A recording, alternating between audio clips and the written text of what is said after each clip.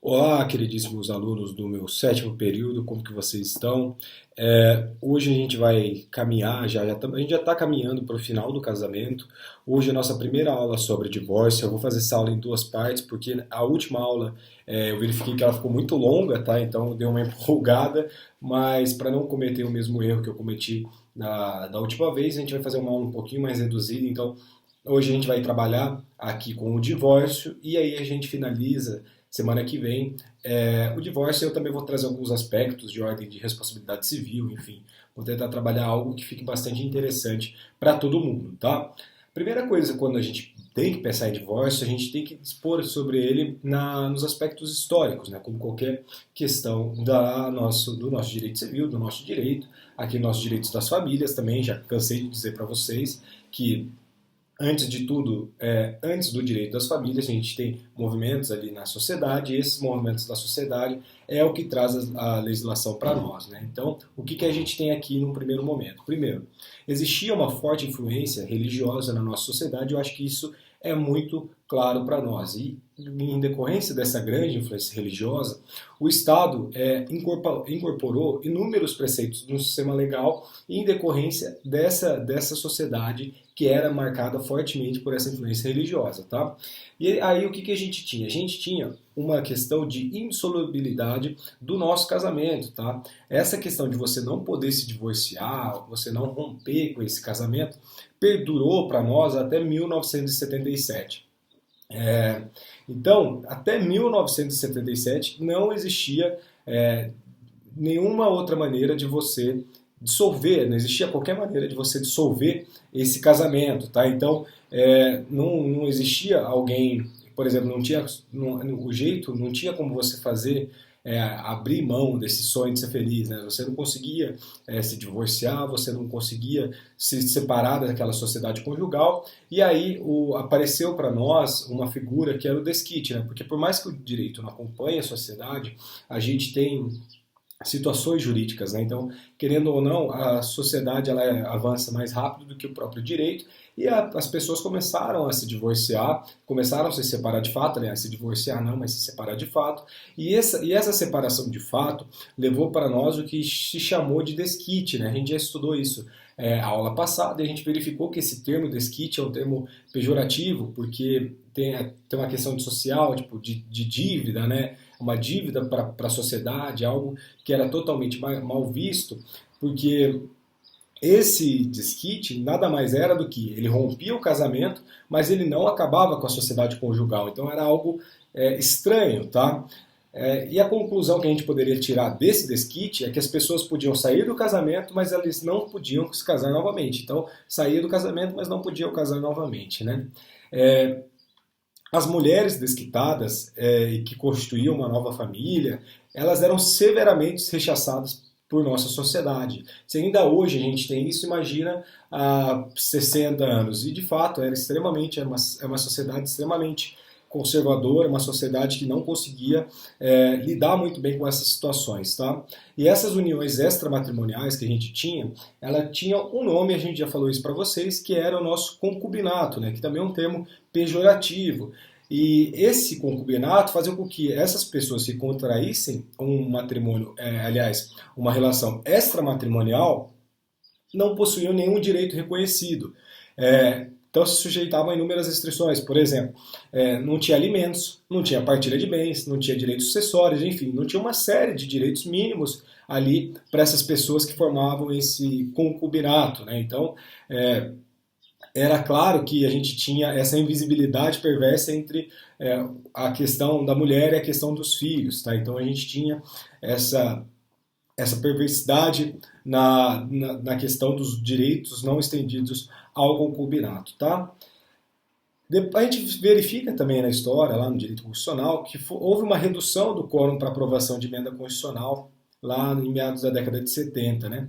E a partir do momento que houve essa redução do quórum das emendas constitucionais, o senador Nelson Carneiro, e o senador Nelson Carneiro, posso dizer que a maior luta dele, ele ficou muito conhecido no Brasil pela defesa da lei do divórcio, ou pelo divórcio no modo geral, após 27 anos de luta, porque ele foi Ele foi deputado acho que por dois, três estados, depois chegou a ser senador e ficou anos no Senado, e depois de muita luta, no caso 27 anos de luta, ele conseguiu acabar com a indissolubilidade do casamento. Então, esse casamento passou a ser solúvel, ele quebrou, ele rompeu com essa tradição histórica que a gente tinha aqui no Brasil de não poder se divorciar, tá? Então, a gente tem essas questões históricas que são extremamente interessantes, que marcam para nós o porquê da gente estar aqui hoje, né? Então, é muito legal. Um outro ponto que a gente avança também no tempo é que para a aprovação da lei do divórcio, que só se deu em 1977, a lei 6.515 de 77, algumas concessões foram feitas. Eu já falei isso para vocês na aula passada também. Por exemplo, o desquite ele se manteve, mas ele só trocou de nome, né? O nome que era desquite passou a ser separação judicial. Então, para a nossa concessão do divórcio, foram impostos vários entraves. Por exemplo, o primeiro é que as pessoas precisavam se separar, né? A gente sabe disso, as pessoas precisavam se separar, e a dissolução desse vínculo conjugal era autorizada uma única vez, e essa dissolução do vínculo conjugal, que só poderia ser feita uma vez, tinha um prazo, né, para que você convertesse essa separação em divórcio. Tinha aquele prazo de 1 ano, prazo de 2 anos, eu falei isso já para vocês na aula passada. Então essa dissolução do vínculo conjugal, que era autorizada apenas uma vez, estava prevista na lei do divórcio no artigo 38, mas esse artigo 38 foi revogado pela lei 7.841 de 89, tá? Então a gente tinha isso, a pessoa só poderia se separar? Poderia, mas só uma vez só. Então a gente tinha isso e era algo muito estranho para nós hoje, mas de fato tinha. Bem, tudo aqui era estranho. O casamento era algo indissolúvel, né? Então é muito estranho para verificar como a nossa sociedade há pouco tempo não aceitava esse tipo de coisa, tá? E o nosso divórcio direto, ele estava previsto na nossa lei do divórcio, mas ele estava previsto de uma maneira exclusivamente em caráter emergencial.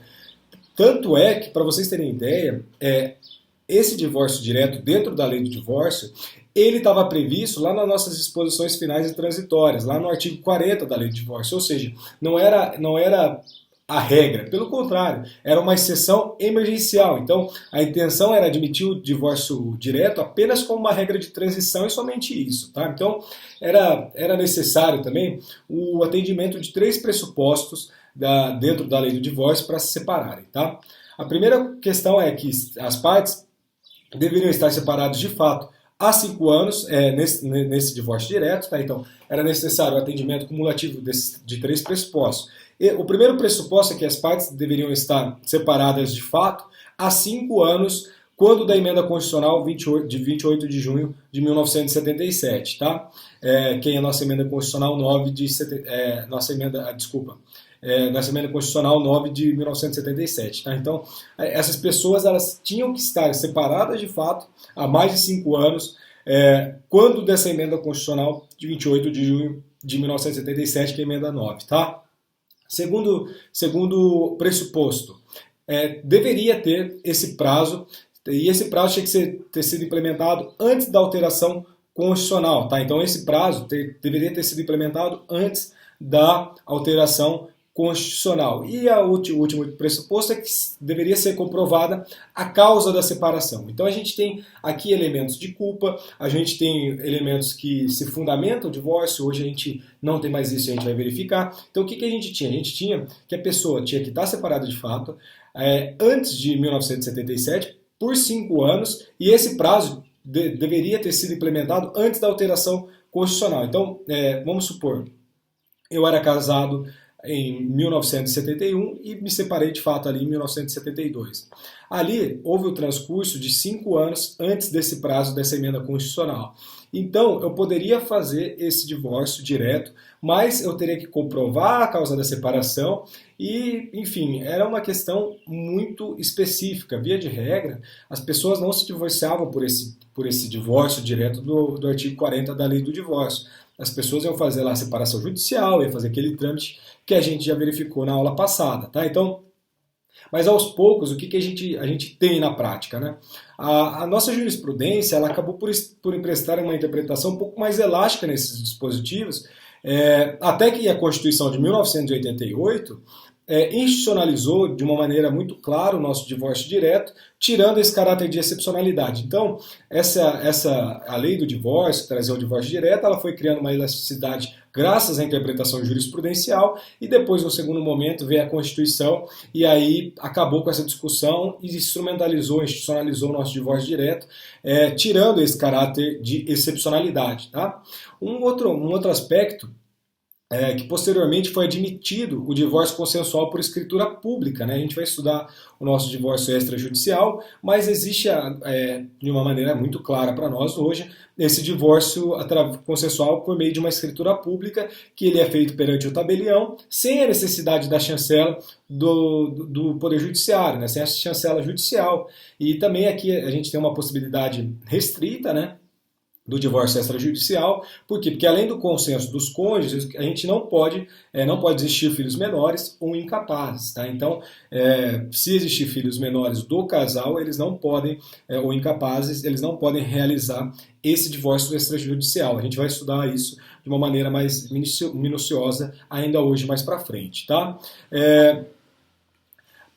Além disso, vale ressaltar que essa iniciativa de apresentar o projeto de emenda constitucional que acabou com a separação foi do IBDFAN. Então, a emenda constitucional 66 de 2010, que a gente estudou na aula passada, foi uma proposta, foi uma iniciativa do nosso Instituto Brasileiro de Direito de Família, tá? E ela acabou com essa separação e a possibilidade dessa separação em conversão em casamento. Tá? Por quê? Porque existia uma inutilidade desse instrumento e era extremamente desgastante e onerosa tanto para o casal como para o nosso Poder Judiciário. Né? A gente vive um inchaço de demandas no Poder Judiciário, então quanto mais a gente conseguir diminuir o número de demandas, mais interessante ainda. Tá? Então a gente acaba com essa questão de você ter que entrar com uma separação judicial, esperar um prazo, um duplo, né, uma duplicidade procedimental. A gente acaba com isso para quê? Para manter uma coerência e desinchar o nosso judiciário. Então a gente acaba com a separação judicial, a gente institui um divórcio extrajudicial, e aí a gente está diminuindo o número de litígio, né, o número de ação. A gente vai verificar que hoje a ação de divórcio, por mais que ela seja contenciosa, é muito difícil de falar em litígio, porque o divórcio, como é um direito potestativo, não vai existir uma lide, pode existir uma lide ali na questão da partilha de bens, da guarda, mas o divórcio propriamente dito não existe lide. Tá? A nossa emenda constitucional, então só para voltar a 66 de 2010, ela deu uma nova redação para o nosso parágrafo 6º do artigo 226 da Constituição. Né? E como um só golpe, ela altera totalmente os paradigmas do nosso direito de famílias. Né? Então, a dissolução do casamento sem a necessidade, por exemplo, de implementação de prazo ou identificação de culpados, e dispõe também de um efeito simbólico para nós, assim, no modo geral.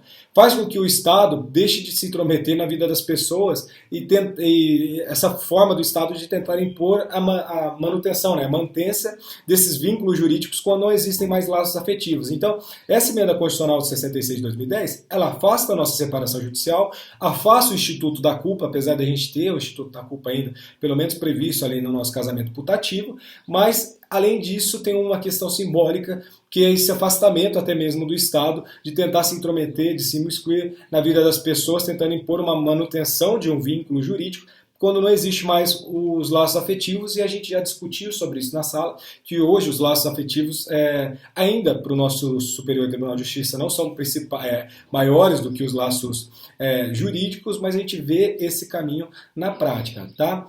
Então, o que a gente pode dizer agora? Agora a gente só tem uma forma de dissolução do casamento, que é o divórcio. Tá? Então, quando a gente tem o Instituto da Separação se desaparecendo no nosso ordenamento jurídico, o Instituto do Divórcio se torna a única forma de dissolução do casamento. Tá? Também acabou o desarrazoado período de que os separados judicialmente não eram mais casados, mas não podiam casar novamente. A gente tira esse prazo, não tem mais motivo nenhum.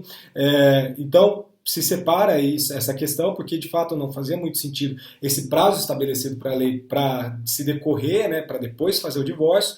E aqui a gente também tem que lembrar que essas pessoas que eram separadas judicialmente, elas podiam viver em união estável, mas não podiam transformá-la em casamento. Né? Existe a recomendação constitucional do parágrafo 3º do 226 para falar sobre a conversão da união estável para casamento. A gente vai estudar isso, não sei se é na aula que vem, mas na próxima, na outra, aliás, provavelmente. Mas a gente tem uma recomendação constitucional de você converter a sua união estável em casamento. Quando o Estado impunha prazos e não permitia a pessoa se casar, no caso ali, as pessoas separadas judicialmente, a gente tinha o descumprimento da própria recomendação constitucional. Então hoje parece que o nosso sistema é muito mais lógico e dialoga. Tá? Então a gente fecha essa primeira parte da aula e a gente avança para as modalidades, né, do divórcio. Tá? Então a gente já volta.